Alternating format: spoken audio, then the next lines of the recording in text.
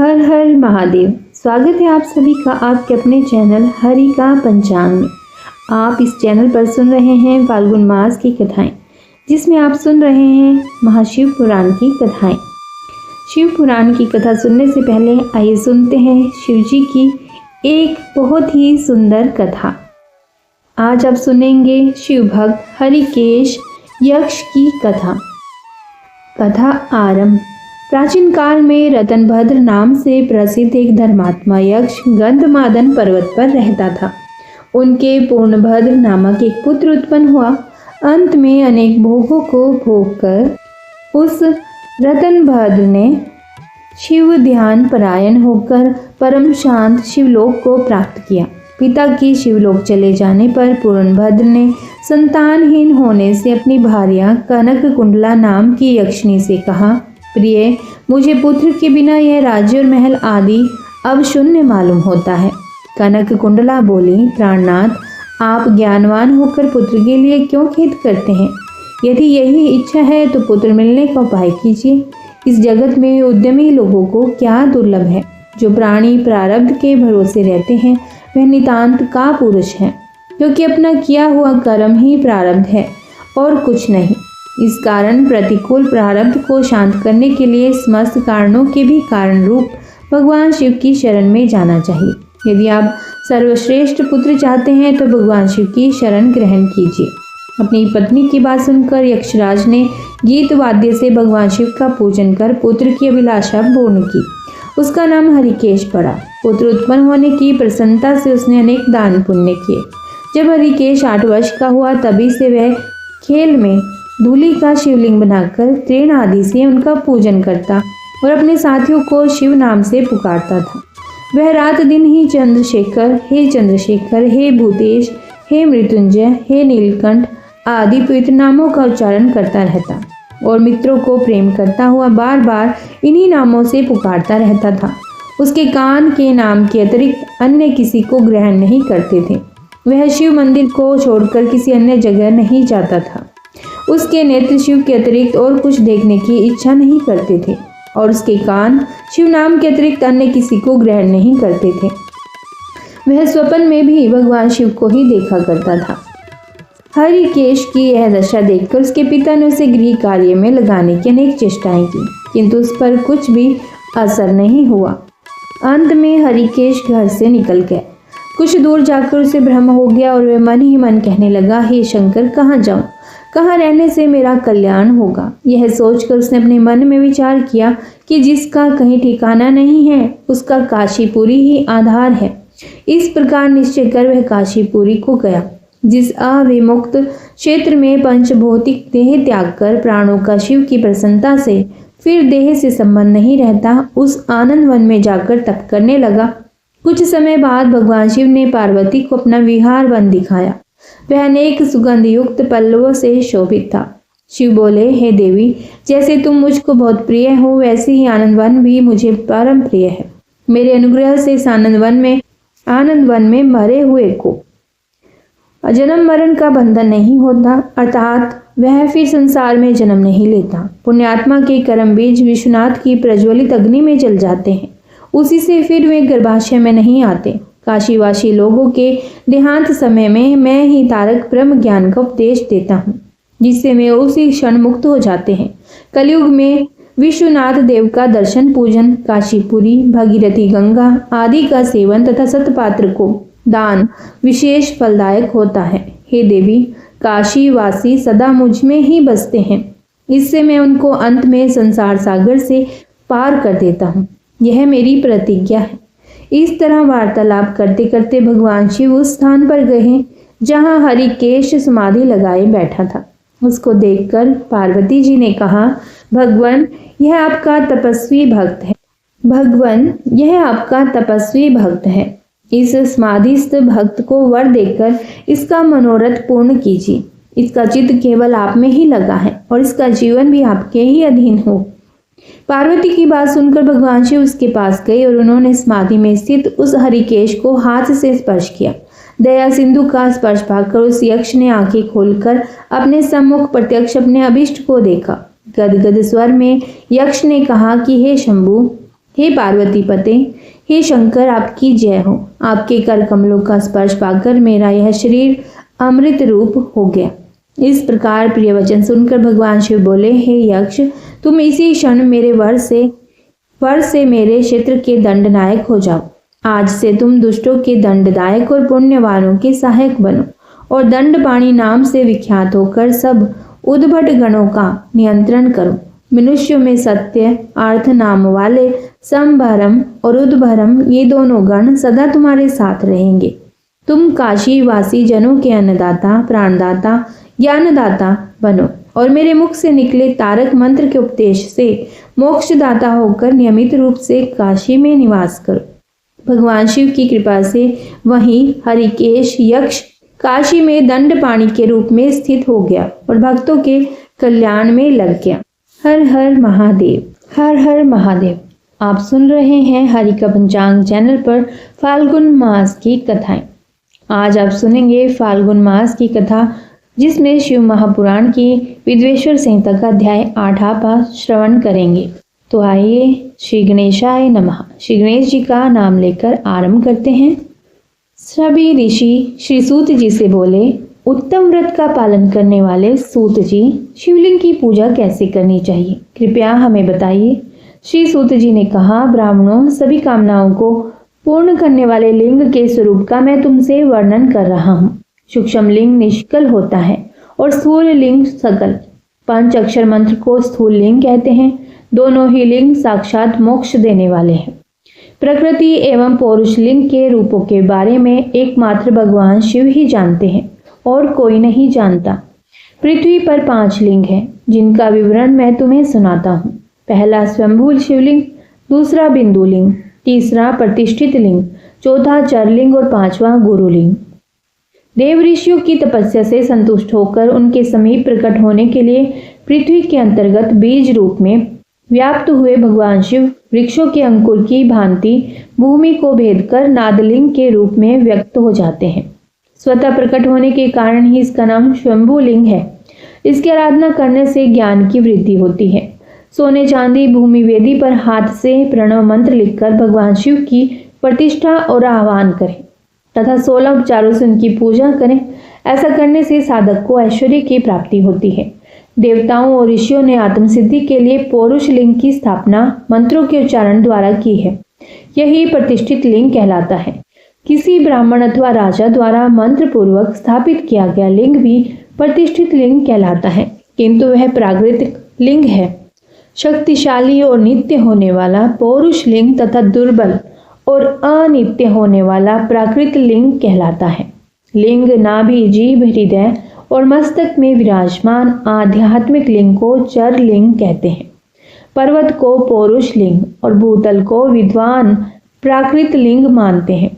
पौरुष लिंग समस्त ऐश्वर्य को प्रदान करने वाला है। प्राकृत लिंग धन प्रदान करने वाला है। चर लिंग में सबसे प्रथम रस लिंग ब्राह्मणों को अभिष्ट वस्तु प्रदान करने वाला है। स्वर्णलिंग वैश्यों को धन, बाणलिंग क्षत्रियों को राज्य, सुंदर लिंग शूद्रों को महाशुद्धि प्रदान करने वाला है। बचपन, जवानी और बुढ़ापे में स्फटिकमय शिवलिंग का पूजन स्त्रियों को समस्त भोग प्रदान करने वाला है। समस्त पूजा कर्म गुरु के सहयोग से करें। इष्ट देव का अभिषेक करने के पश्चात अगहनी के चावल की बनी खीर तथा नैवेद्य अर्पण करें। निवृत्त मनुष्य को सूक्ष्म लिंग का पूजन विभूति के द्वारा करना चाहिए। विभूति लोक अग्नि जनित, वेद अग्नि जनित और शिव अग्नि जनित 3 प्रकार की होती है।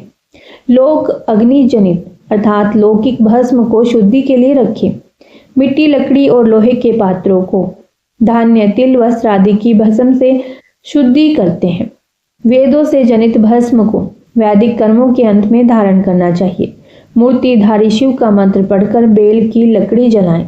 कपिला गाय के गोबर तथा शमी, पीपल, पलाश, बड़, अमलताश और बेर की लकड़ियों से अग्नि जलाएं। इसे शुद्ध भस्म माना जाता है। भगवान शिव ने अपने गले में विराजमान प्रपंच को जलाकर भस्म रूप से सार तत्व को ग्रहण किया है।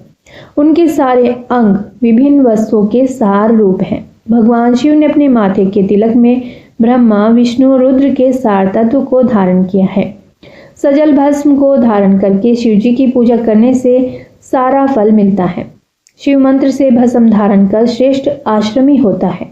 शिव की पूजा अर्चना करने वाले को अपवित्रता और सूतक नहीं लगता है। गुरु शिष्य के राजस, तामस और तमोगुण का नाश कर शिव का बोध कराता है। ऐसे गुरु के हाथ से भस्म धारण करनी चाहिए। जन्म और मरण सब भगवान शिव ने ही बनाए हैं। जो इन्हें उनकी सेवा में ही अर्पित कर देता है वह बंधनों से मुक्त हो जाता है। स्थूल, सूक्ष्म और कारण को वश में कर लेने से मोक्ष प्राप्त होता है। जो शिव की पूजा में तत्पर हो, मौन रहे, सत्य तथा गुणों से युक्त हो, क्रिया जाप तप करता रहे, उसे दिव्य ऐश्वर्य की प्राप्ति होती है तथा ज्ञान का उदय होता है। शिव भक्त यथा योग्य क्रिया एवं अनुष्ठान करे तथा धन का उपयोग कर शिव स्थान में निवास करे। भगवान शिव के महात्म्य का सभी के सामने प्रचार करे। शिव मंत्र के रहस्य को उनके अलावा कोई नहीं जानता है, इसीलिए शिवलिंग का नित्य पूजन करें। सभी ऋषि बोले, हे सूत जी, आप हम पर कृपा करके पार्थिव महेश्वर की महिमा का वर्णन जो आपने वेद व्यास जी से सुना है हमें भी सुनाइए। श्री सूत जी बोले, हे ऋषियों, मैं भोग और मोक्ष देने वाली पार्थिव पूजा पद्धति का वर्णन कर रहा। पार्थिव लिंग सभी लिंगों में सर्वश्रेष्ठ है। इसके पूजन से मनोवांछित फल की प्राप्ति होती है। अनेक देवता, दैत्य, मनुष्य, गंधर्व, सर्प एवं राक्षस शिवलिंग की उपासना से अनेक सिद्धियां प्राप्त कर चुके हैं। जिस प्रकार सतयुग में रतन का, त्रेता में स्वर्ण का और द्वापर में पारे का महत्व है, उसी प्रकार कलयुग में पार्थिव लिंग अति महत्वपूर्ण है। शिव मूर्ति का पूजन तब से भी अधिक फल प्रदान करता है। जिस प्रकार गंगा नदी सभी नदियों में श्रेष्ठ एवं पवित्र मानी जाती है, उसी प्रकार पार्थिव लिंग सभी लिंगों में सर्वश्रेष्ठ है। जैसे सब व्रतों में शिवरात्रि का व्रत श्रेष्ठ है, सब दैवीय शक्तियों में दैवी शक्ति श्रेष्ठ है, वैसे ही सब लिंगों में पार्थिव लिंग श्रेष्ठ है। पार्थिव लिंग का पूजन धन, वैभव, आयु एवं लक्ष्मी देने वाला तथा संपूर्ण कार्यों को पूर्ण करने वाला है। जो मनुष्य भगवान शिव का पार्थिव लिंग बनाकर प्रतिदिन पूजा करता है वह शिव पद एवं शिवलोक को प्राप्त करता है। निष्काम भाव से पूजन करने वाले को मुक्ति मिल जाती है। जो ब्राह्मण कुल में जन्म लेकर भी पूजन नहीं करता वह घोर नरक को प्राप्त करता है। पार्थिव लिंग की श्रेष्ठता तथा महिमा का वर्णन करते हुए सूत जी ने कहा, हे श्रेष्ठ महर्षियों, वैदिक कर्मों के प्रति श्रद्धा भक्ति रखने वाले मनुष्यों के लिए पार्थिव लिंग पूजा पद्धति ही परम उपयोगी एवं श्रेष्ठ है तथा भोग एवं मोक्ष प्रदान करने वाली है। सर्वप्रथम सूत्रों की विधि से स्नान करें। संध्योपासना के उपरांत ब्रह्म यज्ञ करें। तत्पश्चात देवताओं, ऋषियों, मनुष्यों और पितरों का तर्पण करें। सब नित्य कर्मों को करके शिव भगवान का स्मरण करते हुए भस्म तथा रुद्राक्ष को धारण करें। फिर पूर्ण भक्ति भावना से पार्थिव लिंग की पूजा अर्चना करें। ऐसा करने से संपूर्ण मनोवांछित फलों की प्राप्ति होती है। किसी नदी या तालाब के किनारे, पर्वत पर या जंगल में या शिवालय में अथवा किसी पवित्र स्थान पर पार्थिव पूजन करना चाहिए। पवित्र स्थान की मिट्टी से शिवलिंग का निर्माण करना चाहिए। ब्राह्मण श्वेत मिट्टी से, क्षत्रिय लाल मिट्टी से, वैश्य पीली मिट्टी से एवं शूद्र काली मिट्टी से शिवलिंग का निर्माण करें। शिवलिंग हेतु मिट्टी को एकत्र कर उसे गंगा जल से शुद्ध करके धीरे धीरे उससे लिंग का निर्माण करें तथा इस संसार के सभी भोगों को तथा संसार से मोक्ष प्राप्त करने हेतु पार्थिव लिंग का पूजन भक्ति भावना से करें। सर्वप्रथम ओम नमः शिवाय मंत्र का उच्चारण करते हुए समस्त पूजन सामग्री को एकत्र कर उसे जल से शुद्ध करें। भूरसी मंत्र द्वारा क्षेत्र की सिद्धि करें। फिर जल का संस्कार करें। स्फटिक शिला का घेरा बनाएं तथा क्षेत्र शुद्धि करें। तत्पश्चात शिवलिंग की प्रतिष्ठा करें तथा वैदिक रीति से पूजा उपासना करें। भगवान शिव का आह्वान करें तथा आसन पर उन्हें स्थापित करके उनके समक्ष आसन पर स्वयं बैठ जाएं। शिवलिंग को दूध, दही और घी से स्नान कराएं। ऋचाओं से मधु यानी कि शहद और शक्कर से स्नान कराएं। ये पांचों वस्तुएं दूध, दही, घी, शहद और शक्कर पंचामृत कहलाते हैं। इन्हीं वस्तुओं से लिंग को स्नान कराएं। तदुपरांत उत्तरीय धारण कराएं। चारों ऋचाओं को पढ़कर भगवान शिव को वस्त्र और यज्ञोपवीत समर्पित करें तथा सुगंधित चंदन एवं रोली चढ़ाएं तथा अक्षत, फूल और बेलपत्र अर्पित करें। नैवेद्य और फल अर्पित करके 11 रुद्रों का पूजन करें तथा पूजन कर्म करने वाले पुरोहित को दक्षिणा दें। हर महेश्वर शंभु शूलपाणी पिनाकधारी शिव पशुपति महादेव गिरिजापति आदि नामों से पार्थिव लिंग का पूजन करें तथा आरती करें। शिवलिंग की परिक्रमा करें तथा भगवान शिव को साष्टांग प्रणाम करें। पंचाक्षर मंत्र तथा 16 उपचारों से विधिवत पूजन करें। इस प्रकार पूजन करते हुए भगवान शिव से इस प्रकार प्रार्थना करें। सबको सुख समृद्धि प्रदान करने वाले हे कृपा निधान भूतनाथ शिव, आप मेरे प्राणों में बसते हैं। आपके गुण ही मेरे प्राण हैं। आप मेरे सब कुछ हैं। मेरा मन सदैव आपका ही चिंतन करता है। हे प्रभु, यदि मैंने कभी भूलवश अथवा जानबूझकर भक्ति पूर्वक आपका पूजन किया हो तो वह सफल हो जाए। मैं महापापी हूँ, पतित हूँ, जबकि आप पतित पावन हैं। हे महादेव सदाशिव, आप वेदों पुराणों और शास्त्रों के सिद्धांतों के परम ज्ञाता हैं।